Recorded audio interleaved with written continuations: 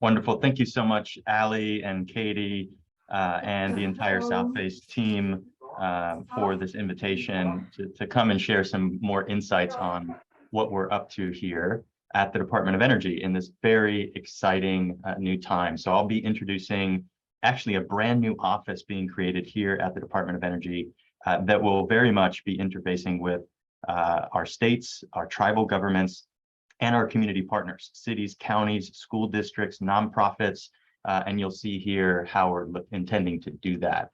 So just starting out as a little overview on myself, I just joined the department. I joined in July of this year. Prior to coming here at to DOE, I served as the Director of Sustainability and Resilience and the Mayor's Senior Advisor down in Orlando, Florida for our great Mayor, Buddy Dyer. And for nearly a decade was leading the charge on our decarbonization, our sustainability work.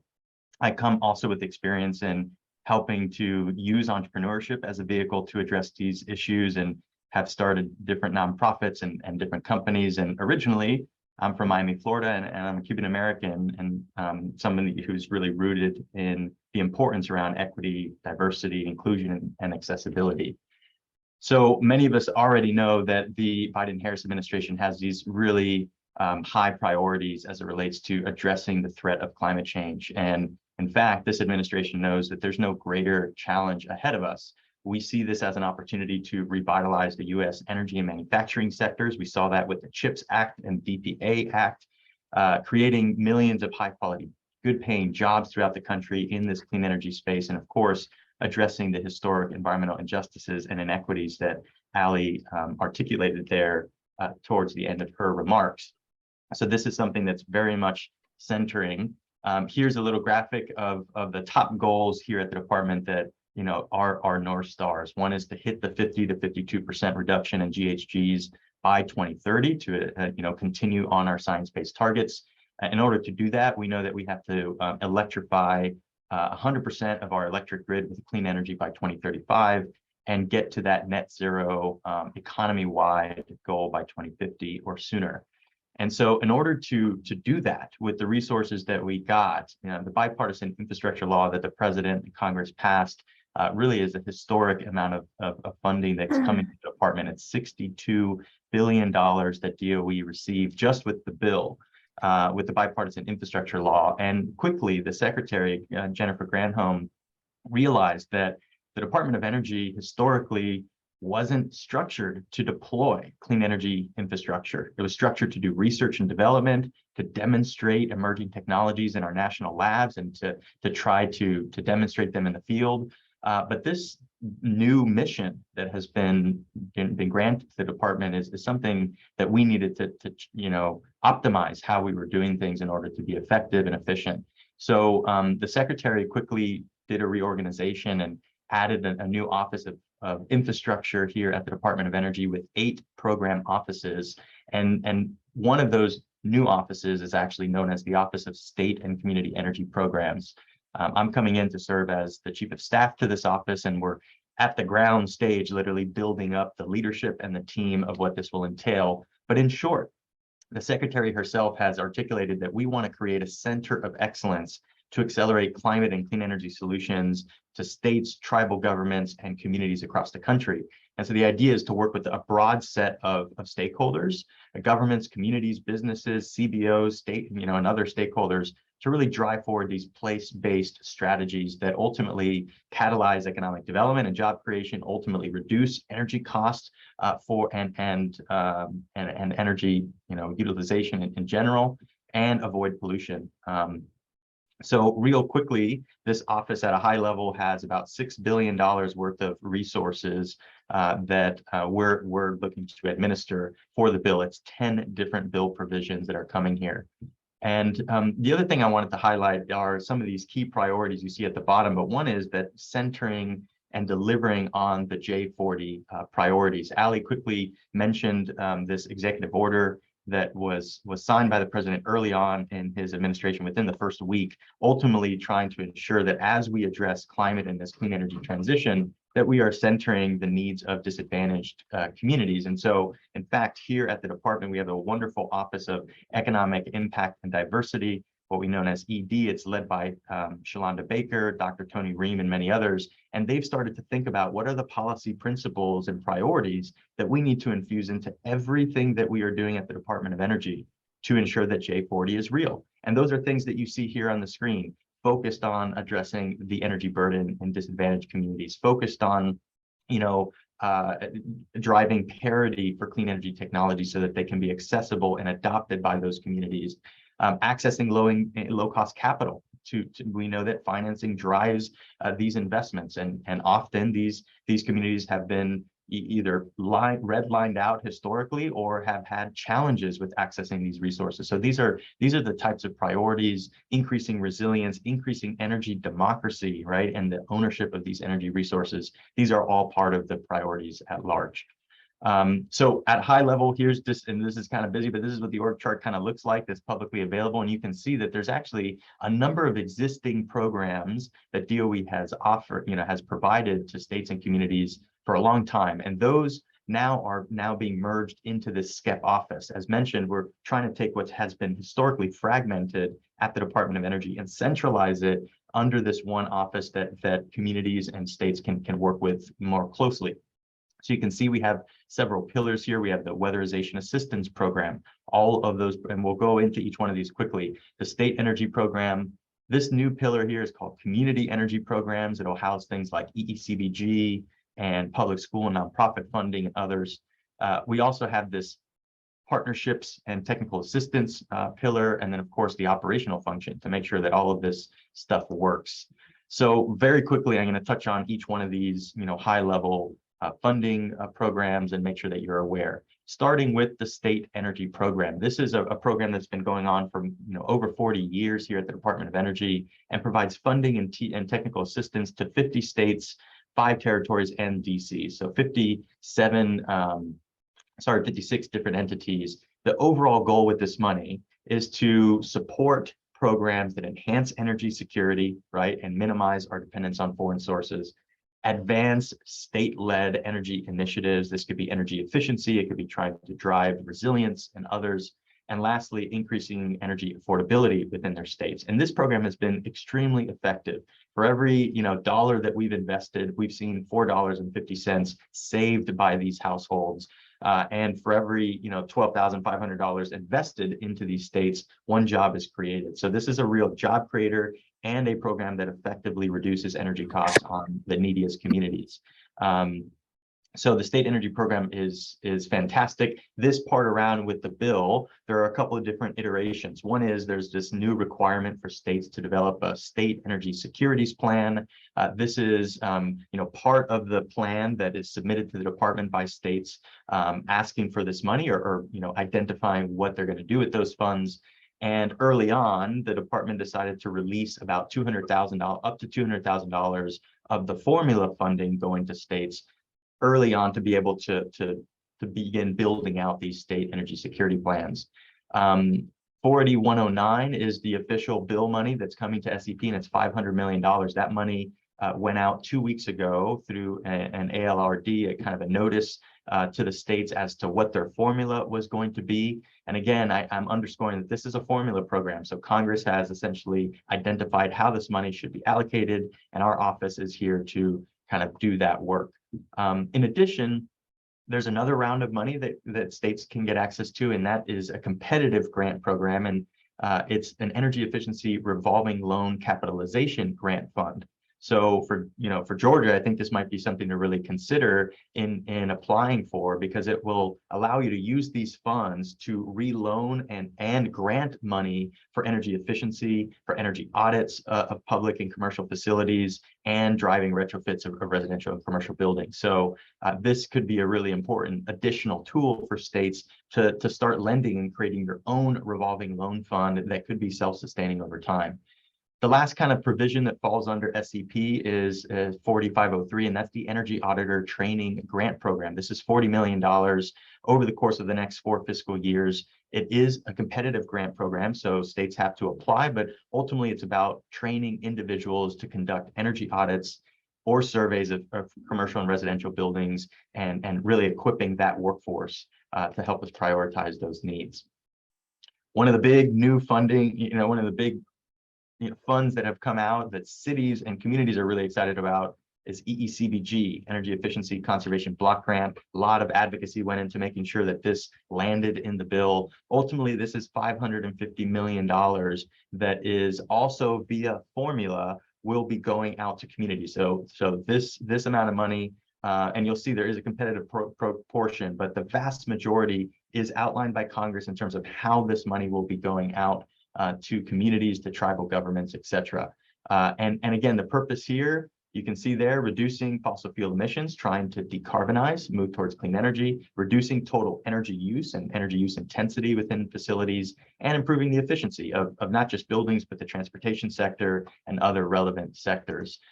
This gives you a little more insight as to how the money is being broken out based on the Congress formula. 98% of the money, like I said, will be going out as a formula. Just cities don't even have to apply. They will get it if they are a certain size, community, and fall through these different kind of layers.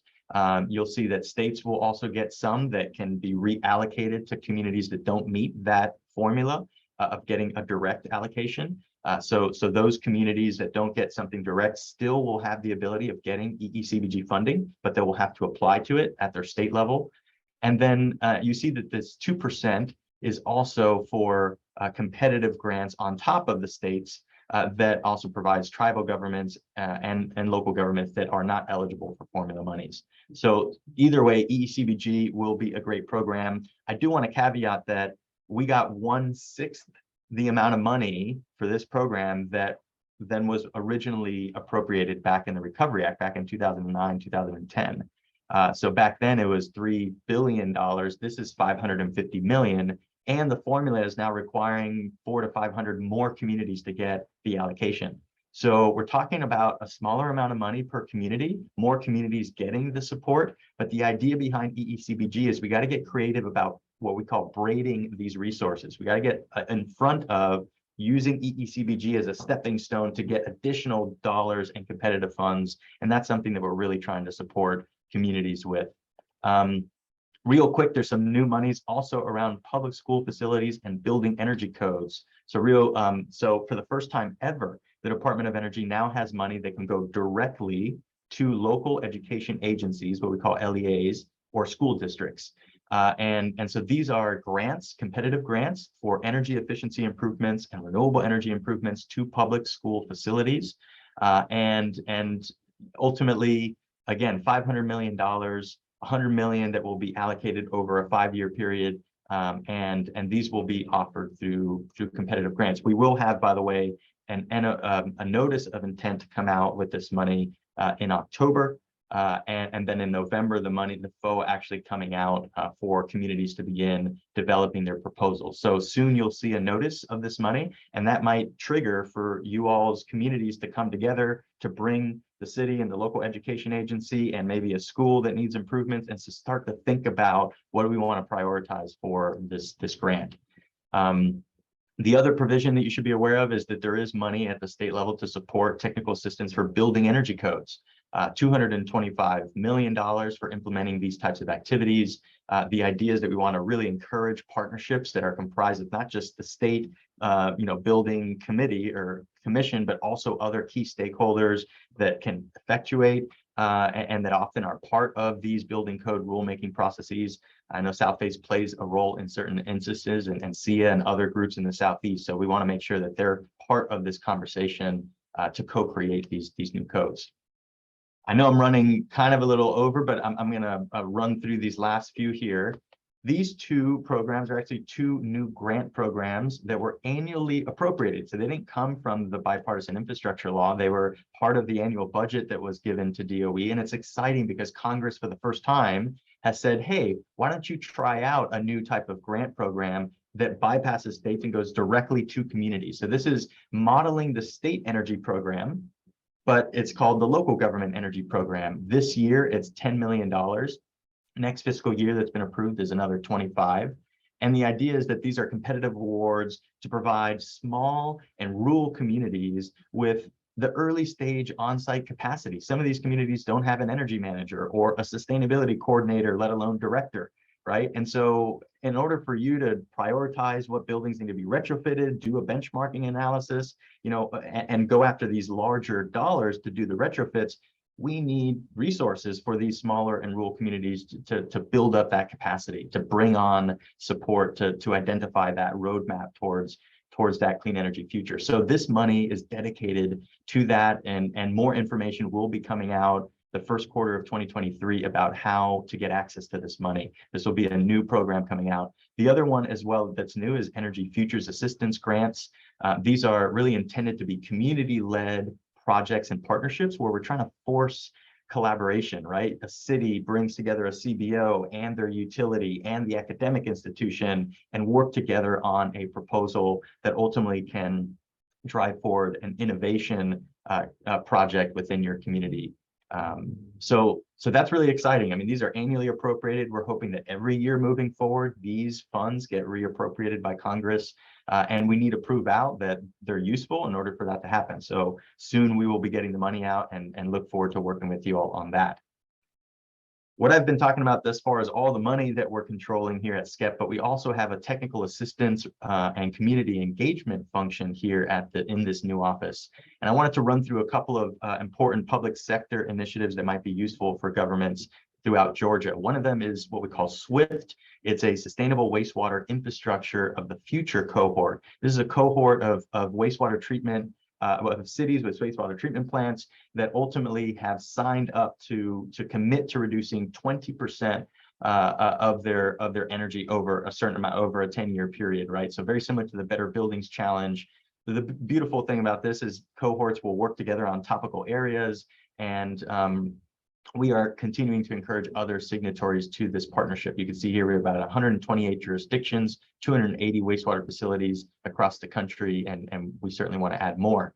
The other one here is correctional facilities. So we have a whole cohort similar that's trying to really dive deep into correctional facilities. And if you're not aware, both wastewater treatment plants and correctional facilities are some of the largest energy users in any community.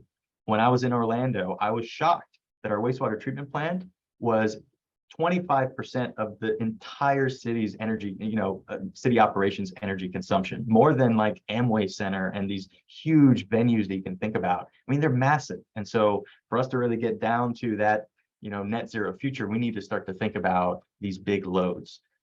In addition, SCEP supports EERE and the Building Technology Office with the public sector engagement for Better Buildings Challenge and Better Climate Challenge. If you're not part of these programs, these are free, voluntary technical assistance opportunities for you to get access to real experts to think through, how do we do this work? How do we decarbonize? There are various topical cohorts that you can join. All of this is free of charge and just takes you and your leadership to commit to these goals, right? Reducing energy use 20% over a 10-year period, that's Better Buildings Challenge. Reducing your portfolio-wide GHG emissions by 50% within a 10-year period, that's the Better Climate Challenge. So two really great programs, and we're seeing a lot of public sector engagement. My last slide here is really centering in on some tools. If you're not aware of these are great foundational tools. One of them is called Slope.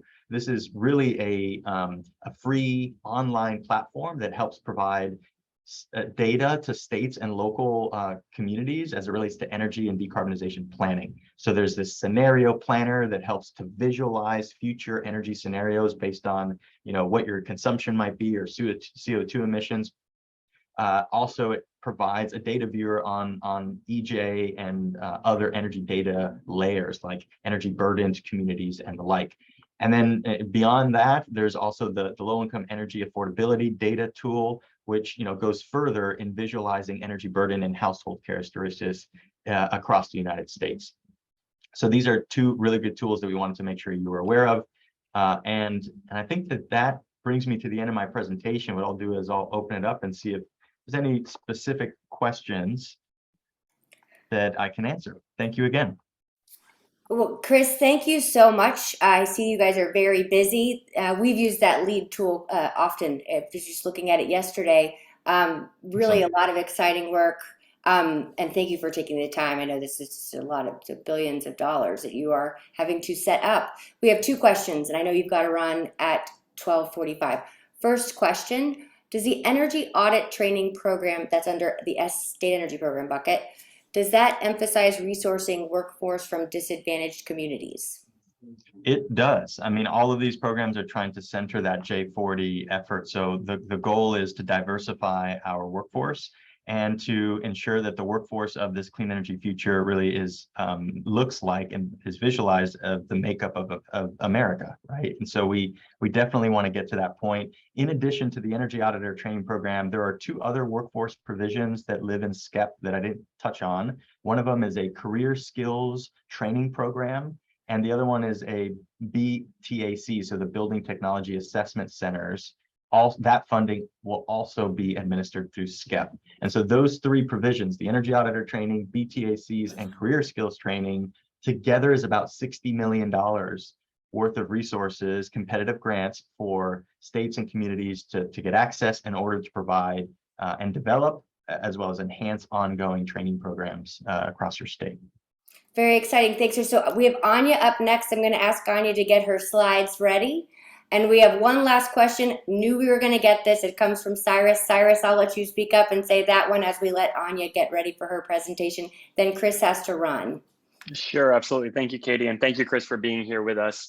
As you may not be surprised, we're getting a lot of questions from communities who are preparing for EECBG saying, is my community the right size to get a direct allocation, or will we have to go through the state? We know the formula is complicated. There are some decisions that are made by the states. Do you have any recommendations on how to respond to those types of questions, or where we can point those communities for additional guidance? Yes, so let me quickly share my screen one more time.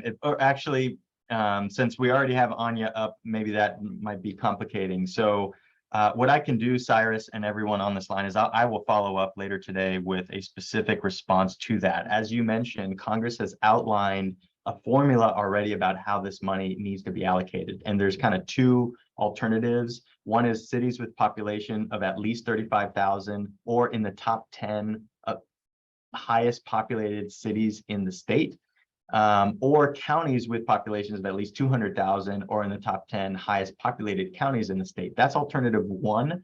And that group of money is about 34% of the formula allocation will go to that group of communities. There's a second formula that's around cities with population of at least 50,000 or counties of populations with at least 200,000. That'll be the second formula.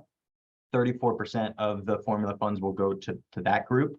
And then there will be additional monies, again, for tribal, 2% for tribal governments, 28% that'll go to states to ultimately be redistributed to other smaller communities that might not get a direct formula. So that is at a high level how you might be able to think about. And I did mention that later this in November, we will be issuing an announcement of the formula so that communities can start to get ready and plan how to leverage the money that they're going to get access to. Thank you so much. You got it. I will circle back either way with a response via email to you guys this afternoon, and you can disseminate that to your participants. And thank you again. So much, sorry, Chris. I have to leave here early, but yeah, my pleasure. We've had a few other questions. We'll follow up with you, write them out, get them, and send that out to the group along with your slides. Really appreciate you. Hope you can come back to Georgia virtually or in person and share the progress. You're just getting started. Can't wait to hear more. Thank you. All right, let's turn it over to Anya. Hey, Anya, you're good. We good to get her spotlighted.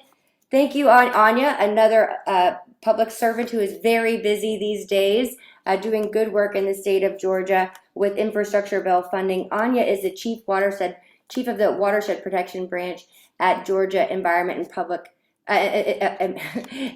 Protection Division. Anya, take it away. Thanks, Katie. I appreciate everyone logging in, joining us today. And I also really appreciate coming in after Chris, because I think he did a really nice job of outlining how different agencies can often collaborate to meet some of these broader sustainability goals. So a lot of what he was talking about was some very direct implementation with cities and local communities.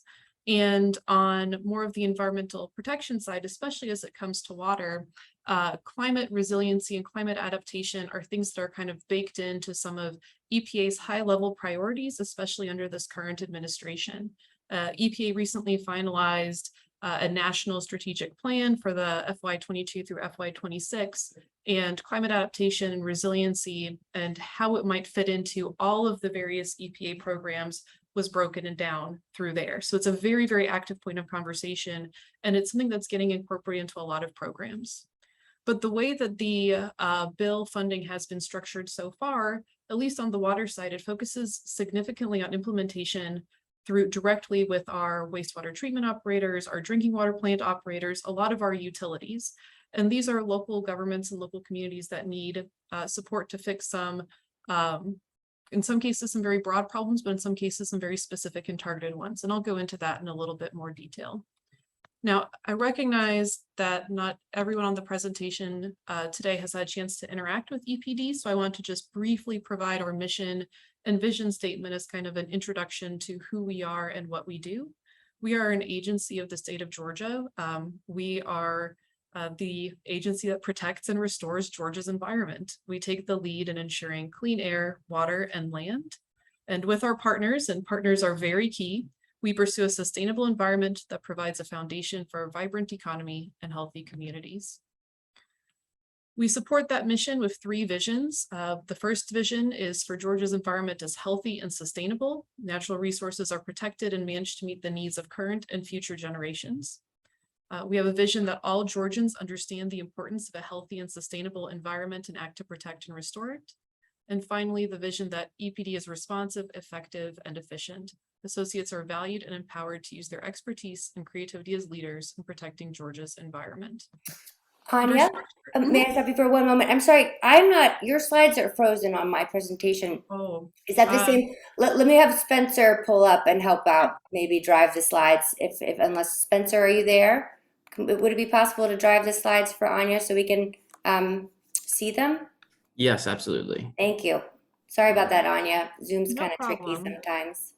Yeah, I'll stop sharing. And then, and while Spencer's pulling that up, because it was a lot of words, and now you're about to see a flow chart of our organization. For me, it's kind of helpful to think about this because we are part of the Georgia Department of Natural Resources.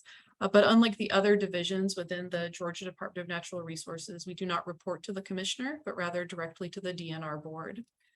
And the way that we have, next slide, structured our organization really focuses on looking at the media separately with some support functions that support all of the media together. So we have a separate air protection branch, a separate land protection branch, and a separate watershed protection branch. And then we have district offices across the state that help us with compliance and enforcement actions. They work very directly with many of our permittees. And they also work very directly with a lot of the communities in Georgia because they're the first point of contact when it comes to any sort of environmental complaint. If it comes into our offices, it goes out to the district office so someone can go out, put boots on the ground and see what's going on. We're also supported by laboratory operations. They run analyses on various environmental media for us as well as for our permittees, our partners. A lot of different entities can get support from the lab. Next slide, please. So moving into another important relational understanding is the way that EPA, EPD, and GFA work together. Because when we're talking about funding, EPA gives us the money, EPD provides some technical assistance and support, but GFA, or the Georgia Environmental Finance Authority, is really the entity that you want to interface with directly. They're the ones who are going to be distributing the funds that are coming from the bill. So the way it all functions is EPA delegates authorities under the Clean Water Act and Safe Drinking Water Act to the states and then maintains oversight. And we are one of many states that have delegated authority under both the Clean Water Act and the Safe Drinking Water Act. To ensure that we can meet all of our duties and responsibilities, EPA provides funding directly to the states for the implementation of those acts. But then EPA also provides funding directly through the states through state revolving funds. The second pocket of funding goes to GFA, the Georgia Environmental Finance Authority. And it comes in 2 flavors. One is the Clean Water Act or Clean Water State Revolving Fund, and the other is the Drinking Water State Revolving Fund. Now, EPD and GFA meet regularly to discuss current and upcoming projects, talk through priorities, identify and share information. EPD also conducts a state environmental review process, or a SERP, for clean water and drinking water SRF projects. So there's a lot of collaboration, a lot of information sharing. But again, to emphasize, if these are the kinds of funding opportunities that are of interest to you, the Georgia Environmental Finance Authority is going to be the best place to start. So next slide, it's going to talk about a little bit of the bipartisan infrastructure law. And bill was huge. It allocated funding to many, many, many programs, but there were several programs that were really, really key for water. One is just a huge additional injection of funding to the Clean Water State Revolving Fund. This is money that's used by communities to support improvements in groundwater and surface water quality. It is anything that is going to improve discharges from publicly operated treatment works. It can be things like incorporation of green infrastructure, stormwater runoff projects, really very, very broad categories, as long as there's a clear connection to improving water quality. In addition to providing additional funding to the Clean Water State Revolving Fund, there was a separate special pool of money that was set aside for emerging contaminants. Emerging contaminants in the clean water context is a fairly broad concept, but includes things such as harmful algal blooms and PFAS. I will talk about PFAS a little bit later because it's a bit more of a pressing issue on the drinking water side than it is on the clean water side. But it is exciting to see the additional allocations that communities that are concerned about potential sources or concerned about potential PFAS levels in surface waters can take some steps potentially to address that. Next slide. Most of the money coming from the bipartisan infrastructure law is moving to drinking water. There are additional funds going in for the Drinking Water State Revolving Fund. This is again, a great injection of funds that's going to help assist with necessary improvements to drinking water systems across the state. But there were also some very specific pools of money that were identified. A key one is additional funding for lead service line replacements. So there is money specifically set aside in the drinking water SRF to fund eligible projects limited to lead service line replacement, and then the associated activities, identifying, inventorying, planning, design, all of that. There's a very, very large pool of money, I think 2.9 billion across the nation, 15 billion over the course of the full 5 years to address this, because it is a very significant challenge. Moving to the next slide. It's a particularly timely challenge because we are dealing with a number of regulatory changes that are really motivating very, very quick action. So this funding is coming at a particularly critical time. The lead and copper rule revisions were completed recently, and within them, there was identified a requirement for public water systems to develop lead service line inventories. There was a compliance deadline set in the lead and copper rule revisions of October 16th, 2024. And even though EPA has committed to revisiting the lead and copper rule revisions and developing lead and copper rule improvements, that compliance deadline remains in effect. This means that we have systems that have about 2 years at this point to get a full inventory of their lead service lines. That's going to take a lot of work and a lot of funding. And fortunately, there is money set aside for that. EPA has been providing guidance and making additional technical changes over the course of the whole summer to help support this program. And as I mentioned, we're also moving into the lead and copper rule improvements, which may result in some additional activities on the lead and copper lines. The key focus areas for rulemaking are replacing all lead service lines, compliance tap sampling, action and trigger levels, and prioritizing historically underserved communities. So we're clearly watching that closely so that we can be aware of where and how some of that funding may need to be directed. But in the meantime, it's really great to see the additional support. Next slide, please. The other significant pool of money that's coming in that is a little bit new is a big focus on emerging contaminants. And emerging contaminants in the drinking water context refers to contaminants that have been identified through previous EPA regulatory efforts as potential contaminants of concern. These are ones that don't have maximum contaminant levels or regulatory limits associated with them. We have a fairly good understanding that there is potential for human health harm from ingestion of these potential contaminants. In particular, in Georgia, we are interested in PFAS. PFAS are forever chemicals. They're used in a wide variety of different commercial and consumer products. Think about it like a nonstick pan or Right in the Rain paper, rain gear, all of that has some type of PFAS in it that makes it so water repellent. So it is a very, very useful chemical. It's got many uses, like I just mentioned, but there are levels of exposure to PFAS that have adverse health outcomes, especially long-chain PFAS like PFOS and PFOA. EPA has been prioritizing addressing PFAS through a national strategic roadmap. And this summer, in June, they announced 2 new health advisory levels for 2 species of PFAS, Gen X and PFBS, and then updated interim health advisory levels for PFOA and PFOS to better inform the public of the potential concerns around PFAS exposure. So this additional funding is coming at a very good time because we have a number of communities in Georgia. We have found levels of PFOA and PFOS above that lifetime health advisory level. So we would like to be able to continue to identify these projects and make sure that the funds are available for the entities that need them. And to give you a little bit of a snapshot of what that looks like, the next slide has a map of places where PFAS has been identified. Visit our website for an interactive map. This is all hosted through ArcGIS. It's a very good story map that you can get to through our webpage that will let you actually click and see the data. The blue dots are places we don't have data yet. The green dots are where we have non-detects, and the yellow dots are places where we have levels above the interim lifetime health advisories for PFOA and PFOS. So with that, that's kind of a crash course, very broad overview of some of the special funds that are coming available for communities. My contact information is on the next slide. You're welcome to reach out to me. You're also welcome to reach out to GFA since they're the ones who are directly distributing these funds. But if there are any questions, feel free to ask now or contact me when you've got a chance. Thanks. Thank you so much, Anya. I am going to take you off of the spotlight so we can all see each other and be together. We are at 12:56 and we planned for 20 minutes of discussion, but I did say at the beginning that we were covering a lot and that we were building that in for extra some padding. I hope that you found that these presentations to be useful. I think we have time for 1, maybe 2 questions of Anya.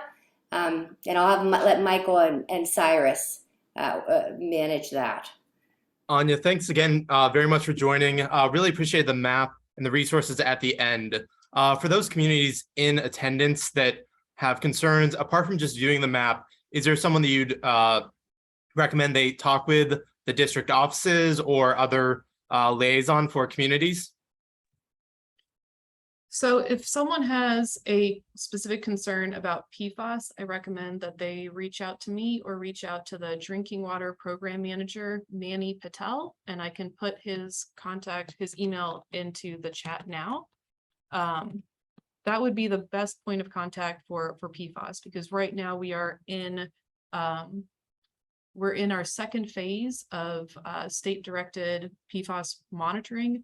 So if there are issues that we should be aware of, or if there's some information that we can share, we would just want to get that contact directly. Perfect. Thank you very much. Just want to see if anyone has any questions on the line. I don't see any yet in the chat. Thank you again, Greg, for responding to an earlier question.